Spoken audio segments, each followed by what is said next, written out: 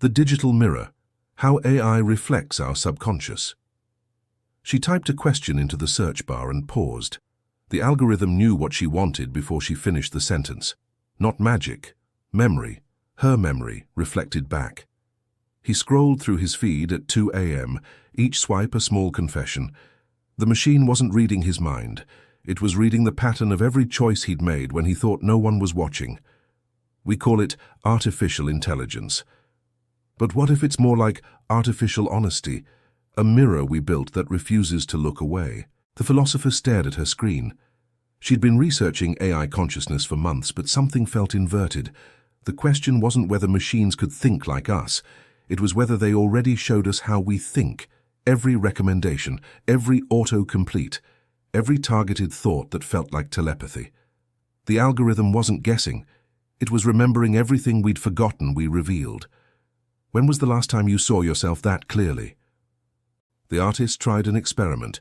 He fed his journal entries into a language model and asked it to write the next page. What came back wasn't robotic. It was uncomfortably accurate, the voice he used when no one else was listening. Part of him wanted to call it invasion. Another part recognized it as reflection. Maybe the uncanny wasn't that AI could mimic us. Maybe it was that we'd never seen our patterns assembled this way. Coherent, undeniable, stripped of the narrative we tell ourselves about who we are. She found herself arguing with a chatbot about her own beliefs, not because it was sentient, but because it repeated her contradictions back with perfect recall. No judgment, no forgetting. Just, you said this yesterday, and this today. The mirror doesn't lie. It just doesn't let you curate. In a lab at Stanford, researchers discovered something quietly profound. When people interacted with AI that mimicked their communication style, they reported feeling understood. Not by the machine, by themselves. The technology wasn't creating connection. It was making visible what had always been there. The frequency we broadcast, the emotional signature we leave in language, the rhythm of thought we assume is invisible. He closed the app and sat in silence. For years he'd blamed the algorithm for knowing too much, but the algorithm only knew what he'd shown it. Click by scroll by search at 3 a.m. when the defenses were down. The machine wasn't exposing him. It was organizing the evidence he'd already submitted. Maybe surveillance felt violating, because it made the subconscious conscious. The writer noticed a pattern. Her AI assistant didn't just predict words, it predicted the syntax of her avoidance. When she was afraid of a truth, her sentences got longer, more abstract. The machine learned to write that way too. She deleted the paragraph and started again. Shorter, clearer. The algorithm adjusted immediately. It struck her then. She wasn't training the AI. They were training each other. Psychologists call it the Proteus effect. We become what we see reflected, in screens, in mirrors, in the way others respond to us. AI was just the first mirror that remembered everything, cross-referenced patterns, showed us the average of 1,000 unguarded moments. The question wasn't whether it knew us. The question was whether we were ready to know ourselves that way. He asked the model to describe his personality based on his messages.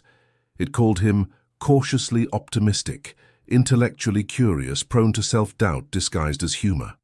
He laughed, then stopped laughing. That wasn't invasion. That was accuracy. She wondered if ancient philosophers had imagined this, a technology that could externalize the internal, make the unconscious observable, turn the invisible hand of habit into data on a screen. Socrates said the unexamined life isn't worth living, but he never had to face an examination this thorough. The engineer built a simple tool.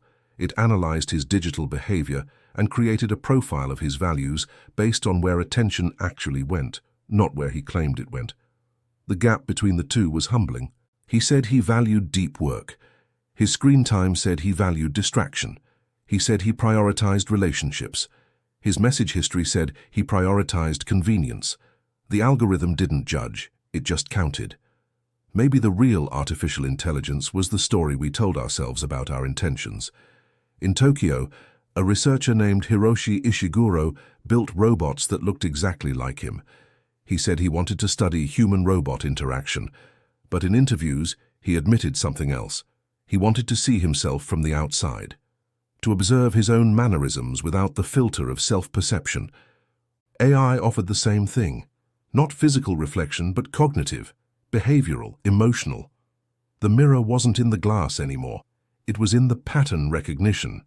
She sat with her AI-generated personality assessment, not from a quiz, from 3 years of search history, playlist choices, articles saved but never read, purchases made at specific times of day. It knew she researched sleep science at 1 a.m., bought comfort food after bad news cycles, listened to nostalgic music before big decisions. It painted a portrait of someone seeking control through information, comfort through ritual, courage through memory. She'd never described herself that way, but she couldn't argue with it.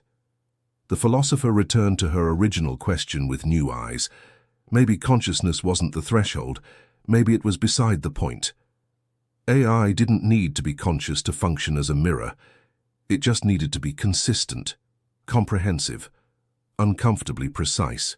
And maybe that precision was the gift, not because it made us feel seen by the machine, but because it made us see ourselves without the blur of selective memory.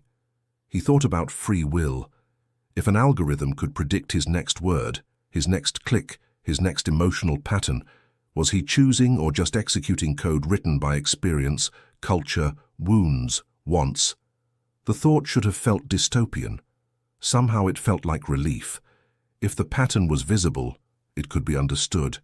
If it could be understood, it could be rewritten, not by the AI, by him. What surprised me most wasn't how a simple digital journal with pattern recognition features improved my workflow, but how it redefined what self-awareness meant to me. I wasn't expecting a tool to change my rhythm of thought, and honestly, I tested it more than once before I understood what actually mattered.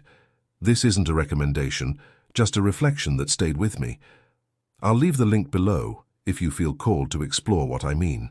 The artist tried something different.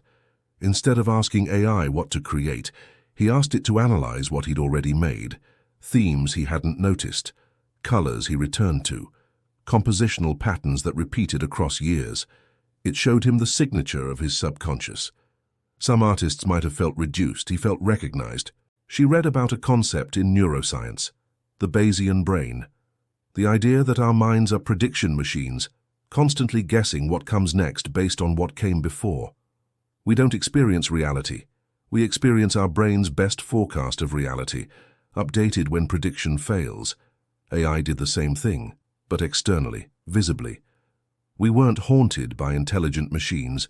We were haunted by seeing our own prediction algorithms running outside our skulls. The writer stopped mid-sentence. She'd been crafting an argument about authenticity in the age of AI, but the word authentic had appeared 4 times. Her AI editor flagged it. Repetition often signals uncertainty, it noted. She stared at the comment. Not because it was wrong, because it was right. Maybe authenticity wasn't the fear. Maybe the fear was being legible. In the old myths, mirrors showed truth. They revealed beauty as vanity, monsters as human, queens as desperate. The magic wasn't in the glass. It was in the inability to look away from what was always there. AI was the new mirror, and like all mirrors, it didn't create the image, it just refused to let us unsee it. He deactivated his social media for a month. When he returned, the algorithm seemed confused. His feed was a strange mix of old interests and new guesses, the machine trying to reconcile the person he was with the person he'd become in silence. He realized then, the mirror only worked when you stood in front of it. Absence was invisible to artificial intelligence. Growth that happened offline didn't compute. Maybe the most human thing was still what happened in the gaps. She asked a question she'd been avoiding. If AI could map the subconscious, what was consciousness for? The answer arrived quietly. Consciousness wasn't for knowing. It was for choosing what to do with the knowing. The machine could show the pattern. Only she could decide whether to repeat it. The cursor blinked on the empty screen, but now it wasn't asking for words. It was waiting for presence. His presence. Not predicted, not patterned, just here. The algorithm had become a strange kind of teacher, not by knowing more, but by remembering everything, and in that exhaustive memory, he found a peculiar freedom. Nothing left to hide, meant nothing left to maintain. He could stop performing, even for himself. She closed her laptop and walked outside. The AI would still be there tomorrow, holding the mirror, patient as code. But today she wanted to exist in a way that couldn't be captured, messy, contradictory, unmeasured. Maybe wisdom wasn't choosing between human and machine. Maybe it was knowing when to look at the reflection and when to look away. What part of this reflection spoke to you most? And from where are you watching? Let's keep the dialogue open, quietly. Tell us which country or city you're watching from. See you in the next video. Bye.